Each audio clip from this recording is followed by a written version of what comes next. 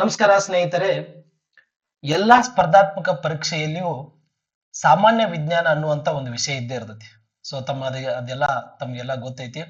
So ಹಾಗಾದ್ರೆ ಈ ಸಾಮಾನ್ಯ ವಿಜ್ಞಾನವನ್ನ ನಾವು ಯಾವ ರೀತಿ ಪ್ರಿಪೇರ್ ಮಾಡ್ಕೋಬೇಕು? ಆಲ್ಮೋಸ್ಟ್ ಎಲ್ಲಾ ಟೀಚರ್ಸು ಮತ್ತ ಎಲ್ಲಾ ಎಜುಕೇಟರ್ಸ್ಗಳು ಹೇಳುವಂತ ಮಾತೇನಪ್ಪಾ ಅಂದ್ರ, ನೀನು ಸಾಮಾನ್ಯ ವಿಜ್ಞಾನವನ್ನ ಪ್ರಿಪೇರ್ ಮಾಡ್ಕೋಬೇಕಾಗಿತ್ತು ಅಂತಂದ್ರೆ ಮೊದಲಿಗೆ ಕ್ಲಾಸ್ 6 ನಿಂದ ಕ್ಲಾಸ್ 10th ವರೆಗೂ NCERT ಸಿಲೆಬಸ್ ಅನ್ನ ಓದ್ರಿ ಅಂತ ಹೇಳ್ತಾರೆ. ಸರಿ, ಅದ್ರ ಒಪ್ಕೊಳ್ಳೋಣ.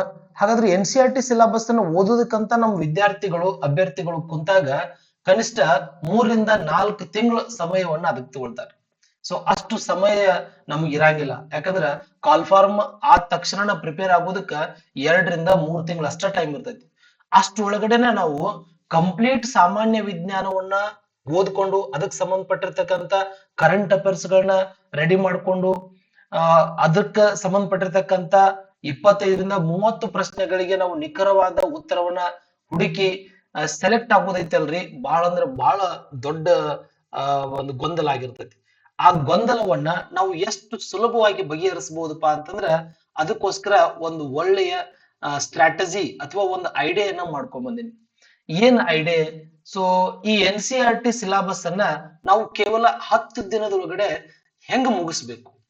10 ದಿನದೊಳಗಡೆ ಕ್ಲಾಸ್ 6 ನಿಂದ ಕ್ಲಾಸ್ 10th ವರೆಗೂ ಅತ್ಯಂತ ಸುಲಭವಾಗಿ ನೆನಪಿಟ್ಕೊಳ್ಳೋದು ಹೆಂಗ ಮತ್ ಅರ್ಥೈಸ್ಕೊಳ್ಳೋದು ಹೆಂಗ, ನಿಖರವಾಗಿ ಪರೀಕ್ಷೆಗೆ ಇಂಥ ಪಾಯಿಂಟ್ಸ್ ಗಳ ಬರ್ತಾವ ಅಂತೇಳಿ ಹೆಂಗ್ ಓದೋದು?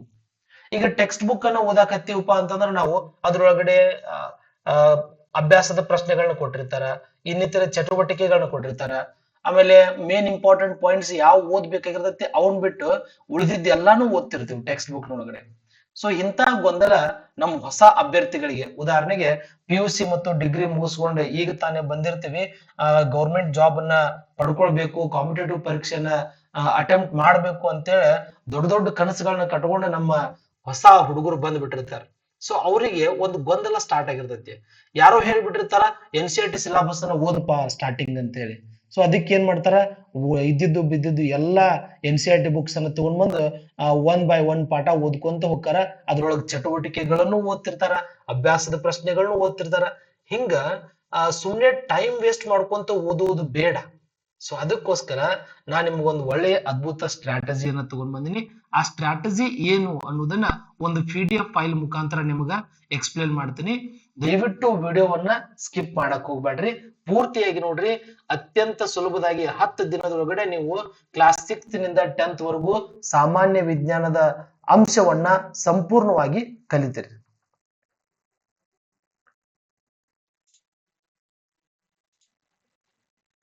ಓಕೆ, ಸೊ ಇಲ್ಲಿ ನೋಡ್ರಿ ಏನಪ್ಪಾ ಈ ಸ್ಟ್ರಾಟಜಿ. ಸೊ ಅದಕ್ಕಿಂತ ಮುಂಚಿತವಾಗಿ ದಯವಿಟ್ಟು ನಮ್ಮ ರತ್ನ ವಿಜ್ಞಾನ ವಿಜಯ ಯೂಟ್ಯೂಬ್ ಚಾನೆಲ್ ನ ಯಾರಿನ್ನೂ ಸಬ್ಸ್ಕ್ರೈಬ್ ಮಾಡ್ಕೊಂಡಿಲ್ಲ, ದಯವಿಟ್ಟು ಸಬ್ಸ್ಕ್ರೈಬ್ ಮಾಡ್ಕೊಡ್ರಿ. ನಾ ಹಾಕುವಂತ ಎಲ್ಲಾ ವಿಡಿಯೋಗಳು ನಿಮ್ಗ ನೋಟಿಫಿಕೇಶನ್ ಬರ್ತಾವ. ಸೊ ಇಲ್ಲಿ ನೋಡ್ರಿ, ಕ್ಲಾಸ್ 6 ನಿಂದ ಕ್ಲಾಸ್ 10th ವರೆಗೂ ನಮಗ ಸಾಮಾನ್ಯ ವಿಜ್ಞಾನ ಅಥವಾ ವಿಜ್ಞಾನದ ಟೆಕ್ಸ್ಟ್ ಬುಕ್ ಗಳದಾವ. ಅದು NCERT ಟೆಕ್ಸ್ಟ್ ಬುಕ್ ಗಳದಾವಪ್ಪ. ಓಕೆ, ಸೊ ಈ NCERT ಸಿಲೆಬಸ್ ಅನ್ನ ಹೆಂಗ್ ಕೊಟ್ಟಾರ ಅಂತಂದ್ರ ನೋಡ್ರಿ, ಮೂಲ ಹಂತದಿಂದ ಕ್ಲಾಸ್ 6th ಮೂಲ ಹಂತ ಅಂದ್ರ ಬೇಸಿಕ್ ಲೆವೆಲ್. ಇಲ್ಲಿ ಏನಿರ್ತದಪ್ಪ ಅಂತಂದ್ರ ಬಹಳ ಸಿಂಪಲ್ ಬೇಸಿಕ್ ಇರ್ತೈತಿ. ಸೊ ಒಂದ್ ಸ್ವಲ್ಪ ಇಲ್ಲಿ ನೋಡ್ರಿ ಏನಿರ್ತದಪ್ಪ ಅಂದ್ರ ಇಲ್ಲಿ ಕ್ಲಾಸ್ 6th ಒಳಗಡೆ ಲೋ ಬೇಸಿಕ್ ಅನ್ನ ಕೊಟ್ಟಿರ್ತಾರೆ, low basic. So class 6th ನಿಂದ ಎಲ್ಲಿವರೆಗೂ 10th ವರೆಗೂ ಇಲ್ಲಿಗೆ ಬಂದ ತಕ್ಷಣ ಏನಾಗಿರ್ತೈತಿ, ಬೇಸಿಕ್ ಲೆವೆಲ್ ಹೈ ಆಗಿರ್ತೈತಿ, ಹೌದಲ್ರಿ? ಹೈ ಬೇಸಿಕ್ ಅನ್ನ ಕೊಟ್ಟಿರ್ತಾರೆ. ಸೊ ಇದನ್ನ ನಾನು ಗಮನದೊಳಗೆ ಇಟ್ಕೊಂಡ ಕೇಸಿಂದ ನಮ್ಮ ಕ್ಲಾಸ್ 6th ನಿಂದ 10th ವರೆಗೂ ಇರುವಂತ ವಿಜ್ಞಾನವನ್ನ 3 ಭಾಗಗಳನ್ನಾಗಿ ಡಿವೈಡ್ ಮಾಡೀನಿ. 3 ಭಾಗ ಯಾವ್ಯಾವು? ಒಂದು ಜೀವಶಾಸ್ತ್ರ, ಒಂದು ರಾಸಾಯನಿಕ ಶಾಸ್ತ್ರ, ಇನ್ನೊಂದು ಭೌತಶಾಸ್ತ್ರ ಅಂತೇಳಿ 3 ಭಾಗಗಳನ್ನಾಗಿ ಡಿವೈಡ್ ಮಾಡೀನಿ. ಅಷ್ಟೇ ಅಲ್ಲದೆ 3 ಭಾಗಗಳನ್ನ ಡಿವೈಡ್ ಮಾಡಿದ ಮೇಲೆ ಇಲ್ಲಿ ನೋಡ್ರಿ, ಜೀವಶಾಸ್ತ್ರ ಅಂತ ಹೇಳಿ ಡಿವೈಡ್ ಮಾಡಿದ ಮೇಲೆ ಕ್ಲಾಸ್ 6th ನಿಂದ 10th ವರೆಗೂ ಇರ್ತಕ್ಕಂಥ ಜೀವಶಾಸ್ತ್ರದ ಟಾಪಿಕ್ ಗಳು ನೋಡ್ರಿ, ಆ ಟಾಪಿಕ್ ಗಳು ಯಾವ್ಯಾವ್ದಾವ ಇಲ್ಲಿ? ಉದಾಹರಣೆಗೆ ಒಂದನೇದ್ದು ಇಲ್ಲೇ ಪೋಷಣೆ ಮತ್ತು ಜೀವಕ್ರಿಯೆಗಳು ಅಂತ ಹೇಳಿ. ಇಲ್ಲಿ ನೋಡ್ರಿ, ಪೋಷಣೆ ಮತ್ತು ಜೀವಕ್ರಿಯೆಗಳು. ಈ ಟಾಪಿಕ್ ಗೆ ಸಂಬಂಧಪಟ್ಟಿರ್ತಕ್ಕಂತೆ ಕ್ಲಾಸ್ 6th ಒಳಗಡೆ, ಕ್ಲಾಸ್ 7th ಒಳಗಡೆ, ಕ್ಲಾಸ್ 10th ಒಳಗಡೆ ಯಾವ್ಯಾವ ಟಾಪಿಕ್ಸ್ ಬಂದಾವಪ್ಪ, ಯಾವ್ಯಾವ ಸಬ್ ಟಾಪಿಕ್ಸ್ ಬಂದಾವ ನೋಡ್ರಿ ಇಲ್ಲಿ. ಆಹಾರ ಇದು ಎಲ್ಲಿಂದ ದೊರೆಯುತ್ತದೆ ಮತ್ತು ಅದಕ್ಕ ಆಹಾರದ ಘಟಕಗಳು. 7ನೇ ಕ್ಲಾಸ್ ಒಳಗಡೆ ಸಸ್ಯಗಳಲ್ಲಿ ಪೋಷಣೆ ಮತ್ತು ಪ್ರಾಣಿಗಳಲ್ಲಿ ಪೋಷಣೆ. ಇನ್ನ ಕ್ಲಾಸ್ 10th ಒಳಗಡೆ ಕಂಪ್ಲೀಟ್ ಆಗಿ ಹೈ ಲೆವೆಲ್ ಬೇಸಿಕ್ ಏನೈತಿಪ್ಪ ಅಂದ್ರ ಜೀವಕ್ರಿಯೆಗಳು ಅಂತ ಹೇಳಿ ಐತಿ. ನೋಡ್ರಿ ಈ ಒಂದು ಮೇನ್ ಟಾಪಿಕ್ ಗೆ ಸಂಬಂಧಪಟ್ಟಿರ್ತಕ್ಕಂಥ 6, 7, 10ನೇ ಕ್ಲಾಸ್ ಒಳಗಡೆ ಈ ಎಲ್ಲಾ ಸಬ್ ಟಾಪಿಕ್ಸ್ ಗಳು ಬಂದಾವ. ಸೊ ನಾನ್ ಏನ್ ಮಾಡೀನಿ, ಈ ಎಲ್ಲಾ ಸಬ್ ಟಾಪಿಕ್ಸ್ ಗಳನ್ನ ತಗೊಂಡು ಕ್ಲಾಸ್ 6th ನಿಂದ 10th ವರೆಗೂ ಇರ್ತಕ್ಕಂಥ ಇದರ ಈ 6, 7 ಮತ್ತು 10ನೇ ತರಗತಿಯ ಎಲ್ಲಾ ಅಧ್ಯಾಯಗಳದ ಸೇರಿಸಿ ಒಂದು PDF ನೋಟ್ಸ್ ಅನ್ನ ಮಾಡೀನಿ. ಒಂದು PDF ನೋಟ್ಸ್ ಅದ್ರೊಳಗಡೆ ಏನಿರ್ತೈತಿ, ಮೇನ್ ಹೆಡ್ಲೈನ್ ಪೋಷಣೆ ಮತ್ತು ಜೀವಕ್ರಿಯೆಗಳು ಅಂತ ಇರ್ತೈತಿ. ಅದ್ರೊಳಗಡೆ ಎಲ್ಲಾ ಪಾಯಿಂಟ್ಸ್ ಗಳು line by line, line by line ಏನದವಪ್ಪ ಅಂದ್ರೆ ನಿಮಗ ನೆನಪಿಟ್ಕೊಳ್ಳೋದಕ್ಕ ಮತ್ತು ಓದುವುದಕ್ಕ ಅತ್ಯಂತ ಸುಲಭದೊಳಗಡೆ ಇರ್ತಕ್ಕಂಥ ಪಾಯಿಂಟ್ಸ್ ಅನ್ನ ರೆಡಿ ಮಾಡ್ಕೊಂಡು ಒಂದು PDF ಫೈಲ್ ಅನ್ನ ರೆಡಿ ಮಾಡ್ಕೊಂಡು ವಿಡಿಯೋ ಕ್ಲಾಸ್ ಅನ್ನ ಮಾಡ್ತೇನೆ. ಸೊ ಆ ವಿಡಿಯೋ ಕ್ಲಾಸ್ ಒಳಗಡೆ ನಿಮ್ಗೆ ಏನಾಗುತ್ತಾ, ಏನಾದ್ರೂ ಡೌಟ್ಸ್ ಗಳಿದ್ದು ಅಂದ್ರೆ ಕ್ಲಿಯರ್ ಮಾಡ್ತೀನಿ. ಆಮೇಲೆ ಟಾಪಿಕ್ ವೈಸ್ ಪಾಯಿಂಟ್ಸ್ ಅನ್ನ ಎಕ್ಸ್ಪ್ಲನೇಷನ್ ಕೊಡ್ತೀನಿ. ಜೊತೆಗೆ ಈ ವಿಡಿಯೋದ ಡಿಸ್ಕ್ರಿಪ್ಷನ್ ಒಳಗಡೆ ನಿಮ್ಗ ಪ್ರತಿ ಈ ಟಾಪಿಕ್ 6, 7, 10 ಇದೇನ್ ಮೇನ್ ಟಾಪಿಕ್ ಐತಲ್ರಿ, ಈ ಟಾಪಿಕ್ ಇದು ಕಂಪ್ಲೀಟ್ PDF ನೋಟ್ಸ್ ಅನ್ನ ನಿಮ್ಗ ಡಿಸ್ಕ್ರಿಪ್ಷನ್ ಒಳಗಡೆ ಫ್ರೀ ಆಗಿ ಕೊಡ್ತೀನಿ. ಸೊ ಈ ಡಿಸ್ಕ್ರಿಪ್ಷನ್ ಜೊತೆಗೆ ನಿಮ್ಗೆ ಇನ್ನೊಂದು ಏನಪ್ಪಾ ಅಂದ್ರ ಟೆಲಿಗ್ರಾಮ್ ಚಾನಲ್ ನೋಟ್ಸ್ ಅನ್ನ, ಟೆಲಿಗ್ರಾಮ್ ಚಾನಲ್ ಲಿಂಕ್ ಅನ್ನ ಕೊಟ್ಟಿರ್ತೀನಿ.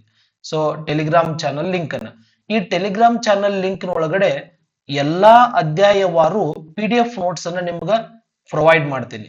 ಜೊತೆಗೆ ನಾನು ಹಾಕುವಂತ ಈಗ 1ನೇ ವಿಡಿಯೋ ಯಾವ್ದಪ್ಪ, ಪೋಷಣೆ ಮತ್ತು ಜೀವಕ್ರಿಯೆಗಳು ಅಂತ ಹೇಳಿ ಒಂದು ವಿಡಿಯೋ ಮಾಡಿದೆ ಅಂತ ಹೇಳಿರಿ.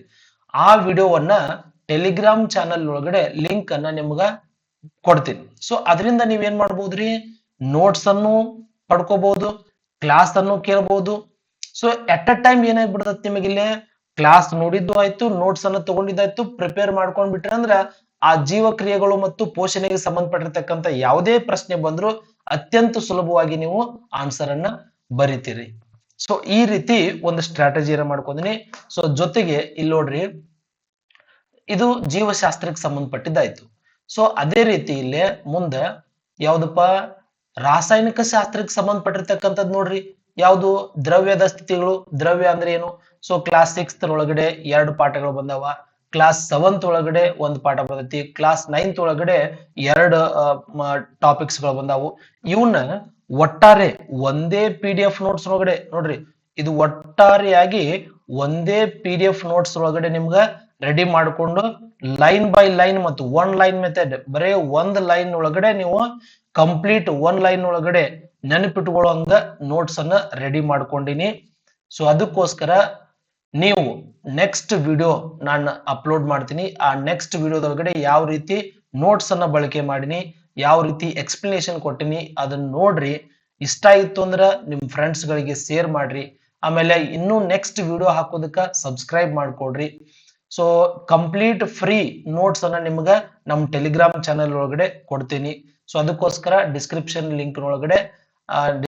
ಒಳಗಡೆ ನಿಮ್ಗೆ ಟೆಲಿಗ್ರಾಮ್ ಲಿಂಕ್ ಅನ್ನ ಕೊಡ್ತೀನಿ, ಅದನ್ನ ಜಾಯಿನ್ ಆಗ್ರಿ. ಸೊ ಇದೊಂದು ಏನಪ್ಪಾ ಅಂದ್ರ ಅದ್ಭುತ ಸ್ಟ್ರಾಟಜಿ ಐತಿ. ಈ ರೀತಿ ನೀವು ಓದಿದ್ರಪ್ಪ ಅಂದ್ರ ಕೇವಲ 10 ದಿನದೊಳಗಡೆ ನೀವೇನ್ ಮಾಡ್ಬೋದ್ರಿ, NCERT ಸಿಲೆಬಸ್ ಸೈನ್ಸ್ ಸಾಮಾನ್ಯ ವಿಜ್ಞಾನವನ್ನ ಈಸಿಯಾಗಿ ಓದ್ಕೊಂಡ್ ಬಿಡ್ಬೋದು. ಸೊ ನೋಡ್ರಿ, ಈಗ ನಮಗ PC ಆಗಿರ್ಬೋದು, PS ಆಗಿರ್ಬೋದು, ಆಮೇಲೆ VA ವಿಲೇಜ್ ಅಕೌಂಟೆಂಟ್ ಆಗಿರ್ಬೋದು, SDA, FDA, ಕರ್ನಾಟಕದೊಳಗಡೆ ಕರೆಯುವಂತ ಯಾವುದೇ ಸ್ಪರ್ಧಾತ್ಮಕ ಪರೀಕ್ಷೆಗೂ ಕನಿಷ್ಠ 25ರಿಂದ 30 ಪ್ರಶ್ನೆಗಳು ಸಾಮಾನ್ಯ ವಿಜ್ಞಾನದ ಮ್ಯಾಗ ಬಂದಿರ್ತಾವ. ಸೊ ಅಂತವುಗಳನ್ನ ನೀವು ಮಿಸ್ ಮಾಡ್ಕೋಬಾರ್ದಂತಂದ್ರ ಈ ರೀತಿ ಒಂದು ಸ್ಟ್ರಾಟಜಿಯನ್ನ ರೆಡಿ ಮಾಡ್ಕೊಂಡಿನಿ, ದಯವಿಟ್ಟು ಯೂಸ್ ಮಾಡ್ಕೊಡ್ರಿ. ಸೊ ಈ ವಿಡಿಯೋ ನಿಮ್ಗೆ ಏನಾದ್ರೂ ಇಷ್ಟ ಆಗಿತ್ತಪ್ಪ ಅಂತಂದ್ರ ನಿಮ್ಮ ಸ್ನೇಹಿತರಿಗೆ ಶೇರ್ ಮಾಡ್ರಿ, ಆಮೇಲೆ ಸಬ್ಸ್ಕ್ರೈಬ್ ಮಾಡ್ಕೊಡ್ರಿ, ಒಂದು ಲೈಕ್ ಅನ್ನ ಕೊಡ್ರಿ. ಇನ್ನೂ ಹೆಚ್ಚಿನ ವಿಡಿಯೋಗಳನ್ನ ರೆಡಿ ಮಾಡೋದಕ್ಕ ಒಂದು ಉತ್ಸಾಹ ಬರ್ತೈತಿ. ಸೊ ಧನ್ಯವಾದಗಳು ಎಲ್ಲರಿಗೂ.